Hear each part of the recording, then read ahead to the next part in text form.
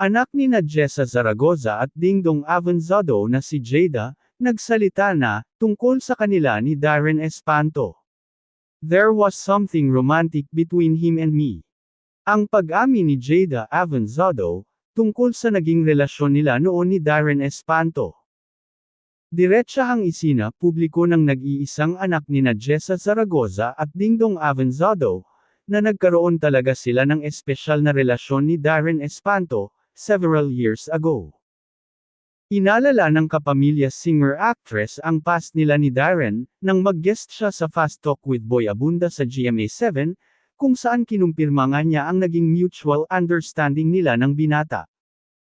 Sa unang bahagi ng panayam ni Tito Boy kay Jada, nabanggit ng premyadong TV host na tinawag ni Darren si Jada bilang isa sa mga best singers ng bagong henerasyon.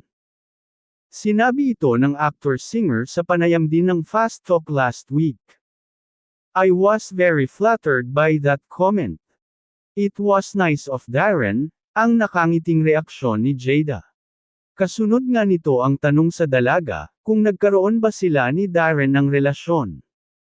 Aniya, there was something romantic between him and me at one point nung mga bata po kami.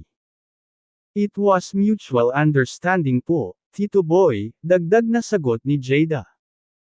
Ipina-explain naman kay Jada ang kanyang sinabi, para mas maging malinaw ang detalye, it was just mutual and we were vocal sa aming dalawa, we were vocal of that. We were special to each other at one point. Sinabi ni Darren sa panayam niya kay Tito Boy, na mas gusto niyang gawing privado na lang ang naging past nila ni Jada. Say naman ng singer about this mutual understanding, aniya, depended on the boundaries that you are set, pero siguro po with how young we were, I think it was just something na we enjoyed in the moment po.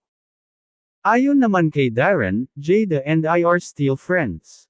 And I guess I'd like to keep private yung things from the past. Opo, there definitely was, but yun lang ang sasabihin ko. Matatanda ang nag-guest din sina Jessa at Dingdong sa Fast Talk, kung saan napag-usapan din ang pakikipagrelasyon ng kanilang anak. Alam namin. Basta nakikinig ako. Nakikinig ako, hinahayaan ko lang siya magkwento lahat, tapos sasabihin ko sa kanya na, can I be honest? Tapos sasabihin ko rin sa kanya ano yung opinyon ko, kung ano tingin ko sa sitwasyon, say ni Jessa. Sa comment section naman, marami ang nainis kay Darren Espanto.